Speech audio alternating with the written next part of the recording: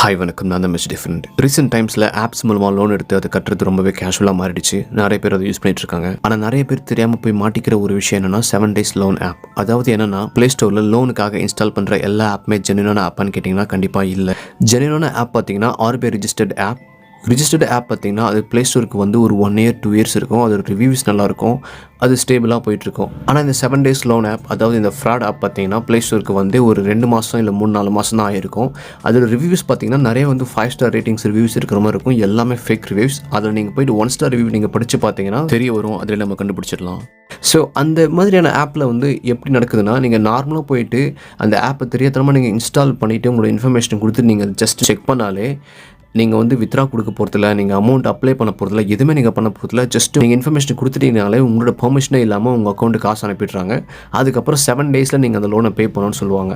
Sir நீங்கள் நார்மலாக இருக்கே அப்படின்னு சொல்லிட்டு நினச்சி பார்த்தீங்கன்னா அந்த அமௌண்ட் வந்து பயங்கர இன்ட்ரெஸ்ட்டாக இருக்கும். 40% இன்ட்ரெஸ்ட் போடுவாங்க. ஃபார் எக்ஸாம்பிள் 4,000 அமௌண்ட் அப்ரூவ் ஆயிருக்குன்னு சொன்னாங்கன்னா உங்களுக்கு கிரெடிட் ஆகிறது 2,400 தான் கிரெடிட் ஆகும். நீங்கள் திரும்ப கட்ட சொல்லும்போது 4,000 கட்டணும்னு சொல்லுவாங்க. சரி, ஓகே, ஏதோ ஒன்று தெரியாமல் பண்ணிட்டோம், ஏதோ ஒன்று கட்டணும்னு சொல்லிட்டு நீங்கள் கட்டிட்டீங்கனாலும் என்ன பண்ணுவாங்கன்னா, உங்களோட ஃபோனை ஹேக் பண்ணிவிட்டு உங்களோட கான்டாக்ட்ஸ் எடுத்து வச்சிருப்பாங்க, உங்களோட ஃபோட்டோ எடுத்து வச்சிருப்பாங்க. இதை வச்சுட்டு மாஃப் பண்ணி எடிட் பண்ணுவோம், உங்களோட கான்டாக்ட்ஸ் எல்லாருக்கும் அனுப்புவோம் அப்படின்னு சொல்லிட்டு அந்த அமௌண்ட்டை திரும்ப திரும்ப கட்ட சொல்லிட்டே இருப்பாங்க. இன்னும் அதிகமான அமௌண்ட் கேட்டு இருப்பாங்க. உங்களை பயமுறுத்தி உங்களை பிளாக்மெயில் பண்ணி மொத்தமாக கட்ட சொல்லுவாங்க. ஸோ இந்த மாதிரி விஷயத்தில் நீங்கள் வந்து எஸ்கேப் ஆகும்னா இந்த மாதிரி ஆப்பை தயவு செஞ்சு இன்ஸ்டால் பண்ணிடாதீங்க. உங்களோட இன்ஃபர்மேஷனை எதுவுமே அலோவ் கொடுத்துடாதீங்க. சப்போஸ் நீங்கள் இந்த மாதிரி ஒரு ஆப்பில் போய் மாட்டிக்கிட்டீங்கன்னா அதுலேருந்து வெளியே வருது ரொம்பவே ஈஸி. நீங்கள் ஜஸ்ட் என்ன பண்ணணும்னா, ஃபஸ்ட் அந்த ஆப்பை ஸ்டோரேஜ்லாம் டெலிட் பண்ணிட்டு அன்இன்ஸ்டால் பண்ணிடுங்க. உங்களோட வாட்ஸ்அப்பை கொஞ்சம் நாளைக்கு வந்து அன்இன்ஸ்டால் பண்ணி வச்சிருங்க. உங்களோட நம்பரை சுவிச் ஆஃப் பண்ணி வச்சிருங்க.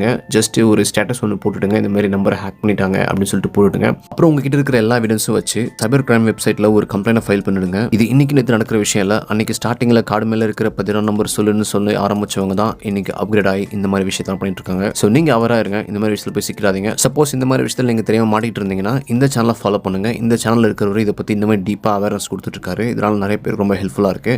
செக் பண்ணி பாருங்க. இந்த வீடியோ பிடிச்சிருந்தா லைக் பண்ணுங்க. இதே மாதிரி நிறைய இன்ஃபர்மேஷன் தெரிஞ்சுக்க மறக்காம சப்ஸ்கிரைப் பண்ணிக்கோங்க.